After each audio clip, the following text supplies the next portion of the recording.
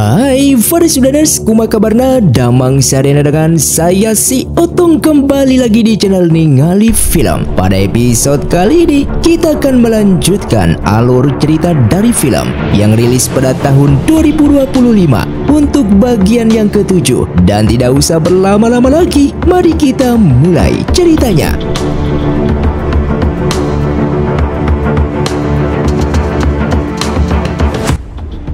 Film pun dilanjutkan dengan diperlihatkannya seorang wanita yang sedang menunggu seseorang. Karena menurut ramalan para tetua kalau hari ini akan kedatangan tamu terhormat. Wanita ini bernama Rongrong yang merupakan pemimpin ketiga gunung tuh. Dan ternyata tamu yang menurut ramalan itu adalah King Er. Namun Rongrong merasa terkejut ketika mengetahui jika King Er memiliki kekuatan cinta dan kini sedang memurnikan bibit pohon kepedihan di dalam tubuhnya. King Er lalu menjelaskan kalau kedatangannya kali ini karena ingin menanyakan sesuatu, sehingga Rongrong pun membawanya ke sebuah tempat. Di sana Rongrong menjelaskan jika pohon kepedihan tumbuh di gunung tuh yang merupakan sumber dari semua kekuatan cinta di dunia, dan semua bibit pohon kepedihan juga berasal dari sini. Kemudian beberapa tahun yang lalu ia menyebarkan bibit pohon kepedihan di berbagai tempat dengan menantikan suatu hari nanti ada pohon kepedihan baru yang tumbuh. Namun saat itu mantan kota Qianji justru mencurinya dan kini bibit tersebut berada di dalam tubuhnya King Er, sehingga King Er harus menerima hukuman darinya. King Er lalu menjelaskan kembali kalau kedatangannya kali ini bukan untuk bertarung dengannya, namun melainkan ingin menanyakan sesuatu yang dimana di saat ia sedang memurnikan bibit perasaan tersebut, ia melihat Ratu Siluman Rubah Hitam. Rongrong pun menjawab jika King Er ingin mengetahui jawabannya, King Er harus pergi ke tempat King Er mendapatkan bibit pohon tersebut. Karena pohon kepedihan yang berada di lingkar dalam tidak mungkin terhubung dengan pohon kepedihan hitam yang berada di lingkar luar. King Er yang sadar jika di tubuhnya merupakan bibit pohon kepedihan hitam yang memiliki aura jahat, sehingga ia pun kembali ke Balai Asura.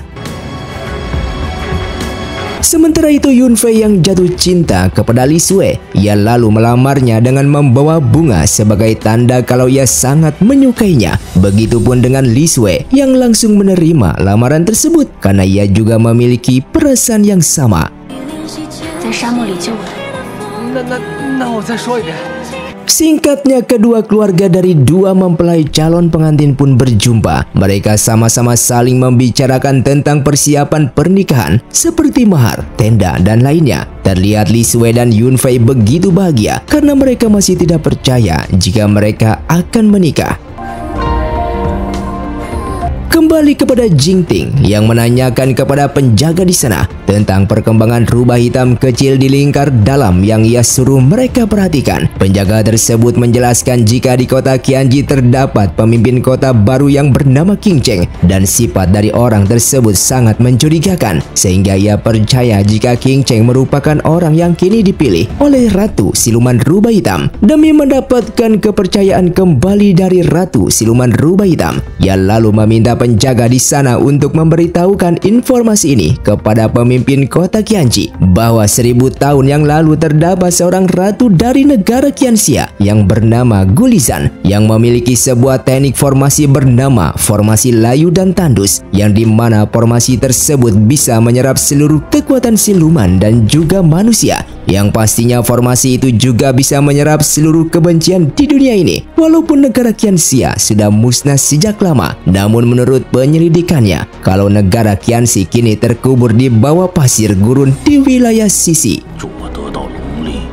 Sementara King Er yang kembali ke Balai Asura, lalu ia pun memperbaiki gerbang Yausi yang sebelumnya ia hancurkan supaya ia bisa bertemu dengan patung Dewi dan ingin menanyakan identitas bibit yang berada di dalam tubuhnya ini. Karena ketika ia memurnikan bibit tersebut, ia merasa di dalam tubuhnya terdapat aura jahat yang begitu kuat. Patung Dewi itu menjelaskan ketika kota Qianji mendapatkan bibit perasaan, tempat ini menjadi neraka penyucian yang dimana para siluman diambil kekuatan spiritual ritualnya oleh pemimpin kota Qianji terdahulu, sehingga bibit perasaan yang ada di sana menyerap semua kebencian orang-orang tersebut dan berubah menjadi bibit pohon kepedihan hitam. Namun di sisi itu King Er juga bisa mengembalikan bibit tersebut asalkan King Er mampu memurnikannya secara penuh. Dan jika King Er mampu memurnikan bibit pohon kepedihan hitam yang berada di dalam tubuhnya, maka pohon kepedihan hitam yang berada di lingkar luar juga akan berhasil dimurnikannya. Hanya saja semua itu membutuhkan pengorbanan yang sangat besar karena Ratu Siluman Rubah Hitam yang selama ini menjaga pohon tersebut tidak akan membiarkan King Er memurnikannya. Diceritakan jika pohon kepedihan pada awalnya untuk menyerap semua cinta dan kasih sayang baik di alam manusia maupun alam siluman, yang dimana pohon tersebut berguna untuk keseimbangan alam supaya menjadi damai. Namun ratusan tahun yang lalu Ratu Siluman Rubah memanfaatkan pohon tersebut untuk menjadikannya sebagai sumber kekuatan hitamnya. Semakin banyaknya kebencian di alam manusia dan siluman, maka semakin banyak kekuatan yang didapatkannya. Ratu Siluman Rubah melakukan hal itu supaya bisa terbebas dari segel lingkar luar dan menghancurkan semua alam. Setelah mendapatkan semua informasi tersebut, King Er pun sudah menyadari jika King Cheng selama ini sudah membohonginya. Maka dari itu mulai hari ini ia akan meninggalkannya, yang membuat King Cheng begitu histeris. Singkatnya esok hari pun tiba kembali kepada Li Sui dan Yun Fei, yang akhirnya mereka berdua pun akan menikah.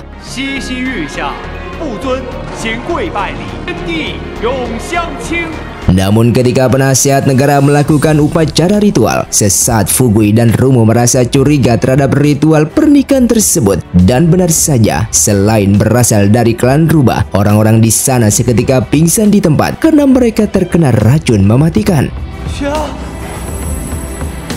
Yang ternyata itu semua ulah dari kaisar negara klan Rubah Pasir dan Yun Fei yang tidak mengerti maksud dari tujuan ayahnya tersebut. Lalu sang ayah pun menceritakan kisah sebenarnya tentang klan naga, negara Qianxia, dan juga klan Rubah mereka yang tidak pernah orang ketahui tentang kisah ini. Di saat 1000 tahun yang lalu, wilayah sisi yang penuh dengan kedamaian, lalu tiba-tiba naga ganas menyerang mereka. Dalam keputusasaan, Ratu Negara Qianxia dari suku manusia di wilayah sisi yang bernama Gulizan muncul dengan memimpin suku manusia dan suku siluman untuk bersatu melawan naga ganas tersebut. Dan demi mengalahkan sang naga, Gulizan lalu mengambil pusaka tulang punggung naga dari tubuh naga tersebut sehingga mereka berhasil membalikkan keadaan dan mengalahkannya. Namun setelah itu sang naga kembali muncul dan menyerang dengan menggunakan mutiara pengendali air sehingga banyak korban jiwa dan bahkan suku siluman nyaris musnah. Di saat krisis itulah Kaisar Negara Rubah Pasir terdahulu bersama Ratu Gulizan menyusun rencana untuk menggunakan ilmu rahasia negara Qianxia yang bernama formasi layu dan tandus. Namun formasi tersebut membutuhkan syarat untuk mengaktifkannya, yang dimana syaratnya itu harus mengorbankan banyak jiwa dari 3 suku, yaitu suku manusia, suku siluman, dan juga suku naga. Hingga pada akhirnya negara Qianxia dan suku siluman dengan berat hati memutuskan mengorbankan sebagian suku mereka untuk mengaktifkan formasi tersebut. Namun ketika berada di altar, Kaisar Negara Rubah Pasir terdahulu yang tak lain adalah kakeknya Yun Fei memutuskan untuk kabur dari sana karena kakeknya tersebut tidak tega melihat sukunya dikorbankan, sehingga kepergiannya itu memaksa suku manusia untuk mengorbankan seluruh rakyatnya demi mengisi kekosongan. Bahkan Ratu Gulizan pun ikut tersegel oleh formasi tersebut hingga terkubur bersama naga ganas di bawah pasir kuning. Dan setelah 1000 tahun sudah berlalu, suku manusia yang selamat dari bencana saat itu mengganti marga mereka menjadi Li dan menetap di wilayah sisi. Lalu mereka menjadi pasukan keluarga Li. Meskipun saat ini keluarga Li sudah melupakan kejadian tersebut, namun ia yakin jika salah satu dari mereka masih memiliki niat untuk balas dendam terhadap klan Rubah Pasir. Maka dari itu ia akan mengambil pusaka tulang punggung naga dari tangan mereka, yang dimana tulang punggung naga dari masa lalu itu tetap mereka wariskan secara turun-menurun. Dan di generasi ini, pusaka tersebut berada di tubuhnya Li Sui. yang ternyata selama ini ayahnya sudah memiliki niat jahat terhadap Li Sui. Namun sayangnya, ia tidak memiliki cara untuk mengambil tulang punggung naga tersebut. Hingga pada akhirnya ayahnya begitu terkejut dan tidak menyangka jika mereka berdua ternyata saling jatuh cinta. Oleh karena itu, ia memanfaatkan pernikahan ini demi mendapatkan pusaka tersebut. Asalkan ia mendapatkan pusaka tulang punggung naga, sisik naga, dan juga mutiara pengendali air, maka klan rubah pasir mereka akan menjadi suku siluman terkuat di dunia. Dan ayahnya tersebut memang berniat memberikan tulang punggung naga kepadanya supaya Yun Fei menjadi siluman tak terkalahkan. Namun ketika akan mengambil pusaka itu, tiba-tiba Rumu pun menyerang. Yang ternyata dari awal Fugui dan Rumu sudah menyadarinya, sehingga mereka berdua berhasil terhindar dari racun tersebut. Walaupun racun itu sangat mematikan, namun Fugui berhasil menawarkannya karena bagaimanapun juga Fugui merupakan pewaris darah spiritual Dongfang yang bisa menawarkan segala macam racun, yang membuat Kaisar Klan Rubah begitu terkejut sehingga ia baru menyadari jika pendekar yang ada di hadapannya itu merupakan manusia prajurit yang diasingkan ke wilayah sisi ini. Sang Kaisar yang mengetahuinya hanya bisa tertawa lalu kabur dari sana dengan membawa Yun Fei dan Li Sui menggunakan jimat teleportasinya. Sementara Fugui yang sebelumnya telah memberi jimat pelacak kepada Yun Fei, ia lalu akan membawa Rumu untuk mengejar mereka. Namun sebelum itu, ia meminta Rumu untuk menyebarkan darah spiritual Dongfangnya untuk menyelamatkan orang-orang yang terkena racun tersebut. Kembali kepada Kaisar Klan Rubah Pasir yang berhasil mengambil pusaka tulang naga dari tubuh Li Sui, sehingga Li Sui pun terluka parah.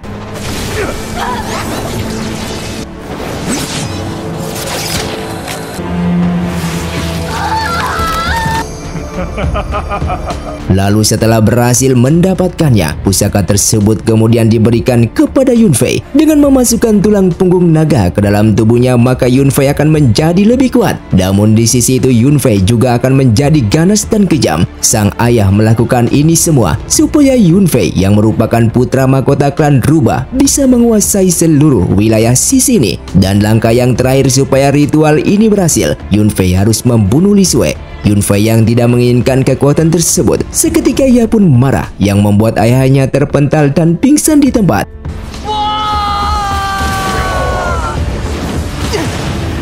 Ketika Yun Fei ingin membunuh ayahnya sendiri, Li Sui lalu menghentikannya karena jika Yun Fei membunuhnya, maka tubuh Yun Fei akan sepenuhnya dikendalikan oleh kekuatan mutiara pengendali air. Lalu tak lama kemudian Fugui dan Rumu akhirnya tiba di sana dan dengan kekuatan api surya murni Dongfang, Fugui pun mencoba membantu Yun Fei untuk memurnikan pusaka mutiara pengendali air yang berada di dalam tubuhnya. Dan pada akhirnya pusaka tersebut pun berhasil dimurnikan sehingga Yun Fei pun tersadar kembali.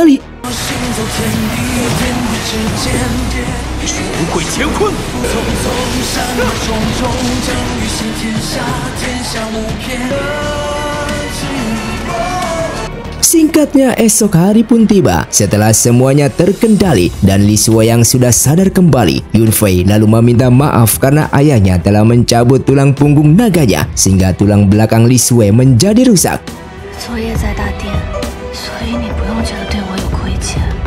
Tak lama kemudian ayahnya Li Sui yang sudah sembuh dari racun datang bersama pasukannya untuk menantang Kaisar Klan Rubah Pasir karena sudah mencelakai putrinya. Namun yang keluar bukan Kaisar Klan Rubah Pasir, melainkan putrinya bersama Yun Fei yang membuat ayahnya begitu bahagia karena ia masih bisa melihat putrinya kembali.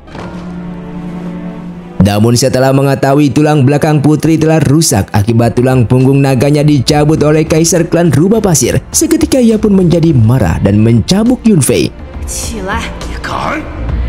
Li Sui yang tidak tega melihat Yun Fei dihukum oleh ayahnya, ia lalu menjelaskan semuanya bahwa Yun Fei tidaklah bersalah dan ia juga sangat mencintainya, sehingga ia meminta ayahnya tersebut untuk tidak menghukum pria yang sangat ia cintai ini. Bahkan ia juga memberitahukan jika Kaisar Klan Rubah Pasir kini telah dipenjara Huntian. Sementara Ratu Siluman Rubah Hitam yang mendengar informasi dari Jingting bahwa Ratu Gulizan berada di wilayah sisi, seketika Ratu Siluman Rubah Hitam pun begitu senang karena asalkan King Cheng berhasil membangunkan Ratu Gulizan dan membantunya membuka formasi layu dan tandus, maka ia akan menyerap seluruh kebencian di dunia ini.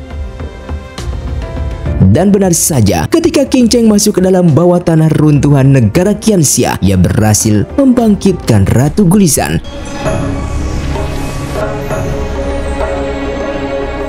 Sementara di sisi lain, dikarenakan Fugui dan Rumo telah menyelamatkannya, Yunfei lalu mengajak mereka untuk makan minum bersama. Kemudian Fugui keluar dan duduk di depan sana sambil memikirkan King Er yang entah di mana ia bisa menemukannya. Lalu seketika, ia pun tidur di tempat. Dan setelah itu, ia kedatangan seseorang yang ternyata itu adalah King Er yang berhasil menemukannya. Dengan diam-diam King Er pun mengecek keadaannya dan begitu terkejut setelah mengetahui jika kekuatan Fugui tidak sampai 30%. Dan demi menyelamatkan nyawa Fugui, ia pun berniat pergi dari sana karena bagaimanapun juga Fugui merupakan orang yang diincar oleh Ratu Siluman Rubah Hitam dan ia berjanji akan menemuinya kembali setelah ia berhasil memurnikan bibit pohon kepedihan.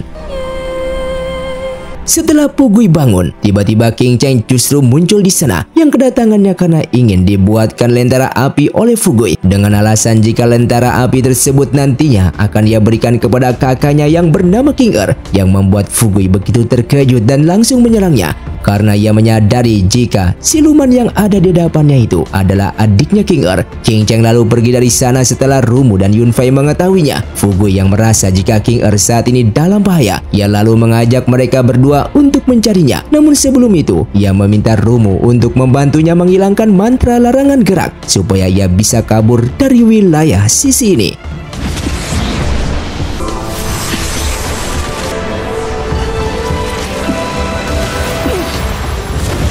Setelah King Er kembali ke markas, salah satu pengawal di sana melaporkan jika para siluman di sekitar kota Qianji telah dibunuh oleh keluarga Shimen dari aliansi Yiki. Mendengar hal itu, King Er langsung pergi ke sana dan membunuh mereka semua.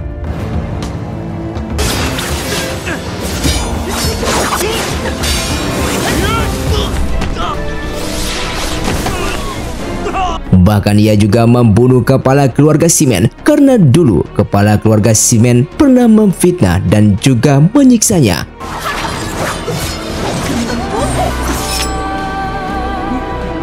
Dan film pun bersambung. Terima kasih untuk kalian yang sudah menonton video ini sampai habis. Sampai jumpa di video selanjutnya. Saya pamit dari Ningali Film. Saya undur diri dan salam Sundados.